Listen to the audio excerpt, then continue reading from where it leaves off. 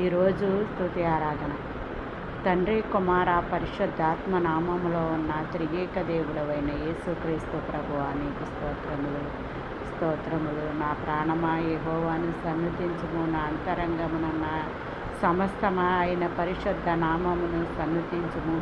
నా ప్రాణమా యెహోవాను సన్నుతించుము, ఆయన చేసిన ఉపకారములలో దేనిని నీవు మరువకుము.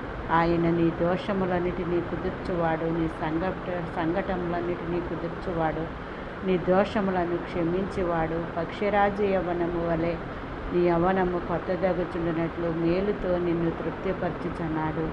ఆయన పుట్టించి సలికి ఎవరు నిలువగలరు? ఆయన ఆజ్ఞ ఇవ్వగా అవన్నీను కరిగిపోయును.